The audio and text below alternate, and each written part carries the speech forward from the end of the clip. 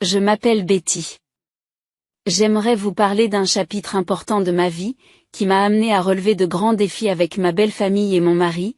Alors que j'étais en pleine procédure de divorce. J'ai pensé que ce témoignage pourrait faire écho à ceux d'entre vous qui ont été confrontés à des critiques injustifiées de la part de leur belle famille. Revenons au point de départ. J'ai rencontré Kevin, mon mari dont je suis aujourd'hui séparée, sur une application de rencontre alors que j'étais une étudiante de 20 ans. Kevin avait 26 ans, travaillait et était stable. Malgré notre différence d'âge, nous sommes tombés amoureux. J'ai toujours pensé que l'amour n'était pas lié à l'âge ou à l'apparence, et le fait que Kevin soit plus âgé n'a donc jamais été un problème pour moi. Cependant, Kevin était troublé par notre différence d'âge. Il me demandait souvent, « Pourquoi es-tu avec moi, Betty ? Tu pourrais trouver quelqu'un de ton âge qui te conviendrait mieux. » Mais je l'ai choisi parce que je l'aimais et que, pour moi, l'âge n'était qu'un chiffre. Les insécurités de Kevin étaient profondément enracinées. Il persisterait. Il doit y avoir d'autres raisons, Betty. Ce n'est pas habituel pour quelqu'un comme toi d'aimer quelqu'un comme moi. J'aimerais que tu me dises la vraie raison. Je l'ai rassuré à plusieurs reprises en lui disant que mes sentiments étaient sincères. Je ne voulais pas sortir avec quelqu'un de mon âge. Je l'aimais et c'est ce qui comptait pour moi. Malgré mes assurances, le doute de Kevin persistait, laissant entrevoir des problèmes d'estime de soi plus profonds qui semblaient l'avoir gardé célibataire avant notre rencontre. Désireuse de prouver mon affection sincère, j'ai mis un point d'honneur à ne jamais laisser Kevin dépenser excessivement pour moi. Alors que j'étais étudiante et que je gérais mes finances, je n'étais pas riche. Mais je m'assurais de lui offrir des cadeaux attentionnés et de gérer mes dépenses. J'ai toujours travaillé à temps partiel pour ne pas dépendre financièrement de lui. Kevin semblait apprécier ses efforts, mais malheureusement, son manque d'assurance ne s'est pas estompé et il a continué à mettre en doute la sincérité de mon amour, ce qui m'a profondément blessée. Il a fallu 3 ans pour que je comprenne pleinement l'origine des problèmes de Kevin, lorsque j'ai rencontré ses parents, Samuel et Charlotte. Samuel, le père de Kevin, a eu un coup de chance en gagnant à la loterie, ce qui a radicalement changé leur vie.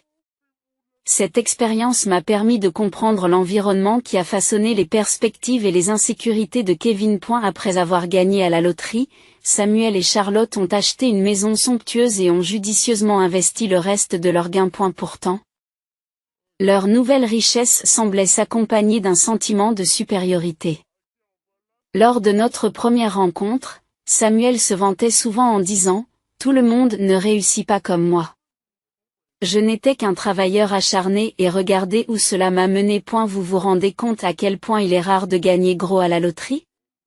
Pourtant, j'y suis parvenu dès mon premier essai. Ils étaient très fiers de leur capacité à prendre des décisions, laissant souvent entendre que Kevin, malgré sa formation universitaire, n'atteindrait jamais leur niveau de réussite financière. Charlotte a souvent suggéré que les précédentes partenaires de Kevin n'en voulaient qu'à son argent, le quittant dès qu'elles étaient plus à l'aise financièrement. Il doutait ouvertement de la capacité de Kevin à prendre de bonnes décisions, ce qui m'exaspérait. Il semblait que les parents de Kevin décrivaient toutes les femmes avec lesquelles il sortait comme des chercheuses d'or.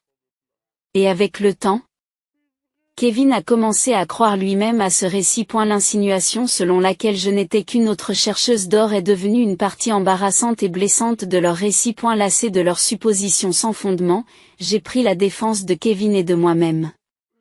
Je suis désolée, mais je ne suis pas d'accord avec vous.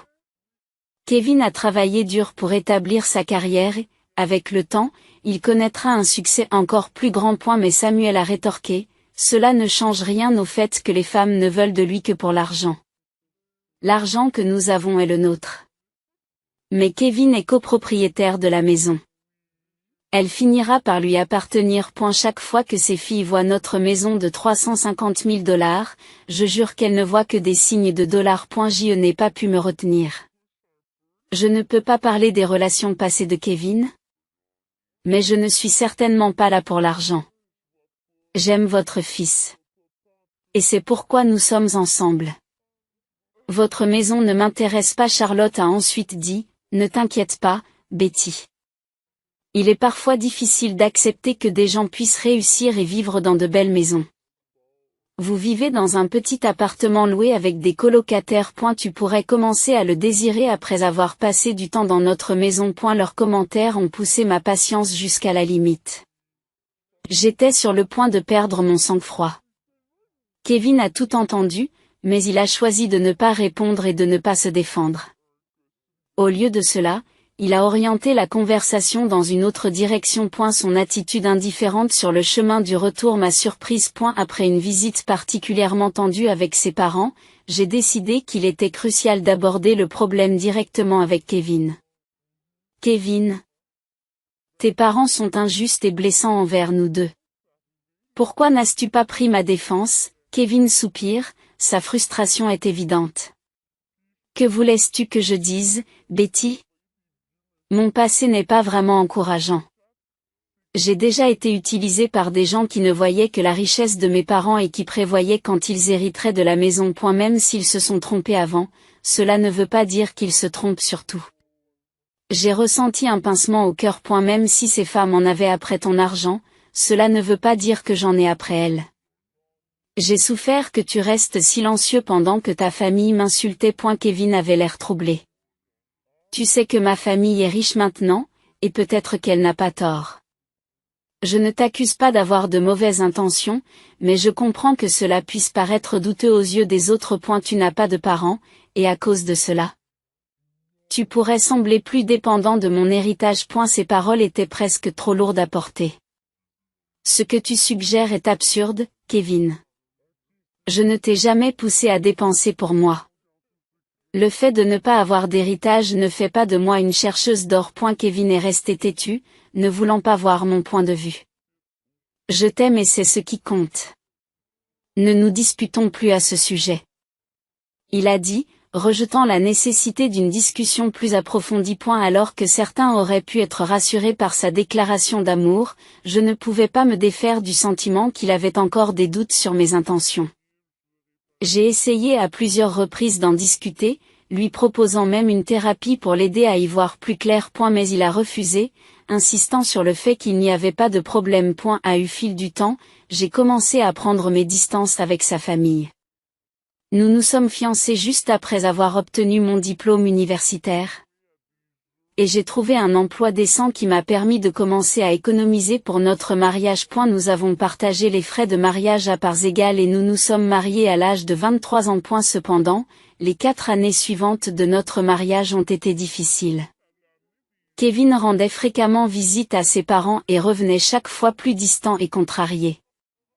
Je savais que Samuel et Charlotte continuaient à lui empoisonner l'esprit, me considérant toujours comme une chercheuse d'or. Malgré mes supplications pour qu'il réduise ses contacts avec eux, Kevin continuait à les voir souvent. Leur influence négative a commencé à affecter profondément sa vision de notre relation, le convainquant que personne ne pouvait vraiment l'aimer pour ce qu'il était, même après des années d'un amour inébranlable de ma part. Et la méfiance de Kevin à mon égard n'a jamais semblé s'atténuer, et le poids de devoir constamment prouver ma sincérité est devenu de plus en plus épuisant.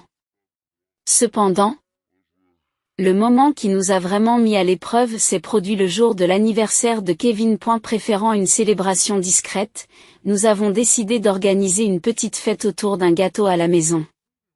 Enthousiaste à l'idée de rendre sa journée spéciale, je lui ai fait la surprise de lui offrir la montre de luxe qu'il admirait depuis longtemps. Kevin était ravi du cadeau, mais j'ai eu le cœur serré lorsqu'il a suggéré que nous la montrions à ses parents. Malgré mon hésitation, je l'ai suivi. À notre arrivée, Kevin était impatient de montrer sa nouvelle montre à ses parents. Maman, papa, regardez cette magnifique montre que Betty m'a offerte. Je la voulais depuis si longtemps. N'est-elle pas magnifique? Son enthousiasme était palpable. Charlotte réagit avec une légère surprise. Oh, Kevin, il semble qu'elle t'aime finalement. Nous avons été inquiets pendant un certain temps, mais Samuel a rapidement ajouté, ne te laisse pas berner. Charlotte. C'est une chercheuse d'or. Elle a épousé notre fils parce que nous avons une maison de 350 000 $. N'ignorons pas les faits. Je n'ai pas pu contenir ma frustration. Pardon? Pourquoi pensez-vous que j'ai épousé votre fils pour votre maison? Je travaille et je vis dans un appartement depuis des années. De plus, si l'âge était un problème, pourquoi aurais-je épousé quelqu'un de plus âgé si je ne l'aimais pas vraiment? Je vous assure que je n'ai pas épousé Kevin pour son argent ou votre maison. Je l'ai épousé parce que je l'aime. Kevin peut certainement le confirmer, n'est-ce pas? À mon grand étonnement, Kevin est resté silencieux. Sa réticence à me défendre devant ses parents accusateurs m'a profondément déstabilisée. Je me suis sentie de plus en plus isolée alors qu'il évitait de me regarder dans les yeux, s'enfonçant dans leurs dures suppositions. Poussé à bout, je l'ai confronté. Kevin, pourquoi ne dis-tu rien? Tes parents m'ont toujours qualifié de chercheur d'or. Comment verront-ils jamais le vrai moi si tu ne parles pas? Pourquoi es-tu si silencieux? Dis-leur qu'ils ont tort. L'hésitation de Kevin était palpable. Il marmonna, je ne sais pas ce que tu veux que je dise, Betty. Peut-être que mes parents n'ont pas tout à fait tort. Il est possible que ces mots se soient perdus, mais l'implication était claire. Ce doute, cette incapacité à me soutenir était plus qu'un simple malentendu. Il s'agissait d'une fissure fondamentale dans les fondations de notre relation, qui jetait une ombre sur notre amour et sur la place que j'occupais dans sa vie. Lors de la célébration de l'anniversaire de Kevin, qui a rapidement tourné au vinaigre, j'ai été stupéfaite par les accusations dont j'ai fait l'objet. Es-tu sérieux, Kevin? Tu crois que je t'ai épousé pour tes biens? Ses parents sont intervenus. Leurs soupçons sont clairs. Bizarrement, tu n'as jamais pensé à acheter une maison, n'est-ce pas? Pour quelqu'un qui loue, posséder une maison devrait être une priorité absolue. Vous n'en avez même pas parlé avec lui. Notre maison n'est pas dans tes moyens. Tu ne pourrais jamais t'offrir quelque chose comme ça toute seule, alors épouser Kevin est installé ici semble plus logique. Kevin me regarde avec un mélange de doute et de confusion. Oui, Betty, pourquoi m'épouserais-tu? Tu as peut-être des sentiments pour moi, mais je pense qu'il n'y a pas que l'amour. Leurs paroles m'ont laissé sans voix. Tout l'amour et l'affection que j'avais ressentis pour Kevin se sont évaporés en un instant. Mes beaux-parents et mon mari ne voyaient en moi qu'une chercheuse d'or. Si le scepticisme de ses parents était blessant, c'est l'accord de Kevin qui m'a le plus blessé. À ce moment-là, j'ai décidé de mettre fin à notre mariage. Je n'ai pas révélé ma décision tout de suite. J'ai attendu le moment opportun. Une fois Kevin et moi rentrés à la maison, j'ai contacté un avocat et entamé la procédure de divorce. L'avocat m'a assuré que tout serait prêt en une semaine. Pendant ce temps, j'ai déménagé dans une chambre séparée, pour me donner un peu d'espace. Kevin pensait que je voulais simplement me calmer et ne se doutait pas de mes intentions. Lorsque les papiers du divorce ont été prêts, j'ai rassemblé mes affaires et je suis parti. Kevin, visiblement bouleversé, m'a appelé, paniqué. Je lui ai dit de me retrouver à une adresse précise et d'amener ses parents. Malgré sa confusion, il s'est exécuté. Lorsqu'ils sont arrivés, j'ai attendu sous le porche d'une superbe maison. Leur expression s'est transformée en surprise à mesure qu'ils découvraient la scène. Vous devez vous demander pourquoi je vous ai amené ici, ai-je dit en montrant les lieux luxueux. C'est une belle maison, n'est-ce pas? Personne ne peut comparer sa maison à celle-ci. Elle vaut environ 3 millions de dollars sur le marché actuel. C'est assez cher, non? Cette mise en scène était ma façon de leur montrer que leurs accusations et leurs soupçons n'étaient pas fondés. Je n'étais pas la personne qu'ils pensaient que j'étais, et je devais le leur faire comprendre de la manière la plus inoubliable qui soit. Mais cela vaut chaque centime, dis-je en montrant l'intérieur somptueux de la maison, où se trouvaient des meubles valant des millions d'euros. Qu'est-ce que c'est que cet endroit, Betty? Je ne comprends pas pourquoi tu as accès à une telle maison, demande Kevin, perplexe. Pourquoi n'entrez-vous pas tous pour que nous puissions parler correctement? Je ne peux pas tout expliquer ici, sous le porche, suggérai-je en balayant leur étonnement et en les conduisant à l'intérieur. Ils me suivirent, les yeux écarquillés par l'opulence du décor qui nous accueillait. Les propriétaires n'avaient pas lésiné sur les moyens pour meubler leur maison. Alors que nous nous installions dans les canapés en peluche. J'ai pris une profonde inspiration, prête à aborder l'éléphant dans la pièce. J'ai pris une décision et c'est pourquoi nous sommes ici. J'ai demandé le divorce, ai-je déclaré en tendant les papiers. Nous pouvons procéder à un divorce non contesté si vous êtes d'accord. Quoi? Je ne comprends pas. Pourquoi demandais-tu le divorce? La voix de Kevin était un mélange de confusion et d'inquiétude. C'est simple, ai-je dit, la voix posée malgré la tempête d'émotions qui m'habitait. Tes parents et toi pensez que je suis une chercheuse d'or. Tu crois que je t'ai épousée pour ta maison et ton argent. Malgré tout ce que j'ai dit, tu as refusé d'écouter. Il est donc préférable pour tout le monde que je parte, vous épargnant ainsi ce que vous considérez comme mes tendances à chercher de leur point. Tu envisages le divorce juste parce que mes parents ont dit ce qu'ils croient être la vérité? C'est ridicule, rétorque Kevin, l'incrédulité colorant son ton. Je pense que c'est mieux ainsi. Répondis-je, fermement décidé. Sa mère, qui observait l'échange avec une expression indéchiffrable, intervint à son tour. Si elle est si catégorique, tu devrais signer les papiers, Kevin. Au moins, tu pourras trouver quelqu'un qui t'aime vraiment. Pourquoi nous as-tu amené dans cette maison, Betty? Tu t'attends à ce que je t'achète cette maison dans le cadre de notre divorce, demande Kevin, la méfiance dans la voix. Pourquoi aurais-je besoin que tu achètes cette maison, Kevin? Cette maison est déjà à moi, ai-je répondu calmement. Je regarde leur choc et leur incrédulité. Ils me regardent comme si je plaisantais. Comment diable peux-tu te permettre d'acheter une telle maison? Tu es locataire et ton travail n'est pas suffisant pour couvrir une telle dépense. Arrêtez de nous mentir. Le père de Kevin a exigé, le ton tranchant de la suspicion. Leur incrédulité était palpable. Mais la vérité sur mon indépendance et ma capacité financière était quelque chose que j'étais prêt à approuver une fois pour toutes. Cette révélation n'était pas seulement une déclaration d'indépendance financière, mais aussi une déclaration d'autonomie. La dynamique de notre relation s'en est trouvée à jamais modifiée. Je ne mens pas, affirmai-je fermement, voyant l'incrédulité sur leur visage. Kevin, tu te souviens quand j'ai dit que mes parents m'avaient laissé un héritage? Cette maison en fait partie.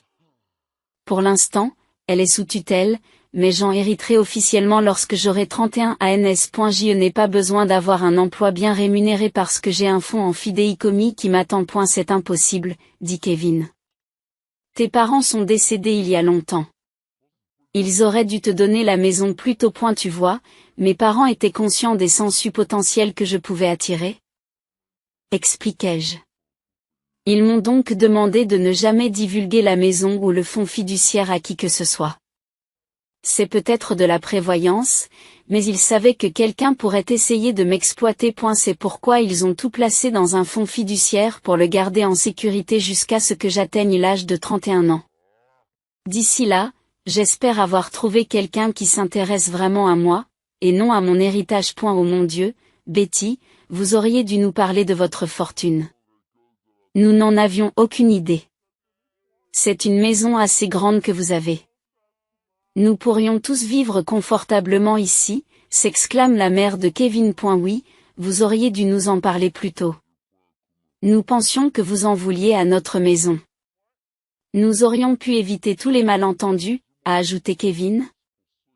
L'air soulagé mais quelque peu embarrassé. J'ai toujours su que Betty était parfaite pour Kevin. J'ai toujours dit que c'était une femme formidable. Regardez comme elle est riche. Kevin a trouvé la bonne personne. Son père a renchéri en changeant radicalement de ton. En entendant cela, je n'ai pas pu m'empêcher de rire. Leur attitude à mon égard avait changé si rapidement que j'en avais la tête qui tournait. J'ai sorti les papiers et je les ai signés. Comme je le disais, voici ma signature pour un divorce non contesté. Vous pouvez signer ces documents pour faciliter les choses. Si tu veux te battre, on peut aller au tribunal, mais je ne vivrai plus avec toi. Attends, Betty, écoute-moi. Il n'y a pas besoin de se précipiter.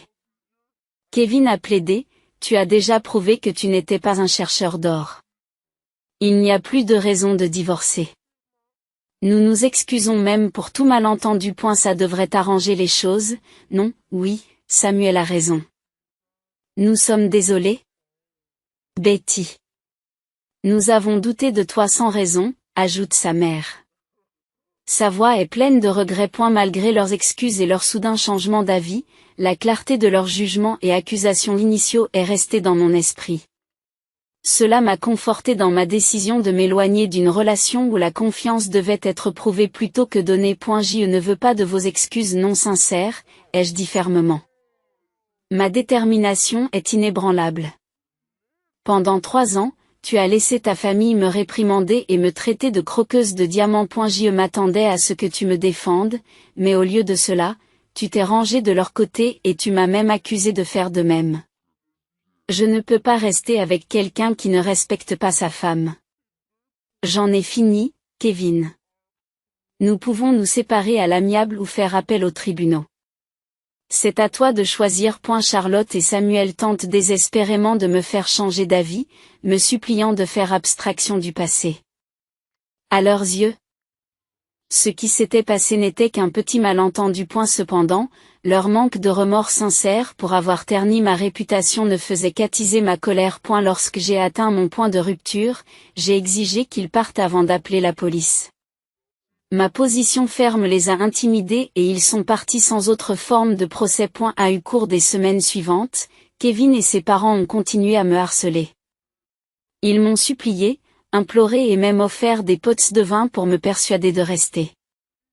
Leur conviction que l'argent pouvait influencer ma décision n'a fait qu'intensifier ma fureur. C'était une révélation brutale de leur vision persistante de moi comme quelqu'un motivé par un gain financier. Ironiquement, comme Kevin était copropriétaire de la maison avec ses parents, j'avais droit à la moitié de sa part, ce qui ne faisait qu'alimenter leur désir désespéré de réconciliation. Malgré leurs tentatives incessantes, je suis resté ferme dans ma décision de me séparer. J'ai déménagé tous mes biens dans la maison de mes parents, affirmant mon droit d'y rester avant même d'en devenir officiellement propriétaire. Kevin et ses parents ont persisté dans leur tentative de contact, me poussant à changer de numéro de téléphone pour éviter leurs appels incessants à partir de numéros inconnus. Kevin a même tenté de discuter sur mon lieu de travail, mais j'en avais informé la sécurité qui lui a demandé de partir. Kevin n'avait toujours pas signé les papiers du divorce, gardant l'espoir d'un changement de ma décision. Près d'1 an s'est écoulé et la situation n'est toujours pas résolue, ce qui témoigne de la complexité et de la profondeur émotionnelle de nos vies enchevêtrées. Depuis que j'ai entamé la procédure de divorce, et alors qu'il reste moins d'1 an avant la fin de la procédure judiciaire, je me débrouille très bien toute seule. En vivant de manière indépendante, j'ai trouvé à la fois le bonheur et la stabilité financière. J'ai eu quelques rendez-vous, mais je n'envisage rien de sérieux pour l'instant. D'après un cousin de Kevin, sa famille craint maintenant de devoir me payer la part de la maison qui me revient. Les frais de justice s'accumulent et leurs économies s'avèrent insuffisantes. Kevin préconise même la vente de la maison, car il en veut à ses parents pour les bouleversements qu'ils ont causés dans sa vie. À ce stade, leur dilemme ne m'intéresse tout simplement pas. Mon seul objectif est de me libérer de cette famille toxique et de poursuivre ma vie en laissant derrière moi le chaos et la négativité.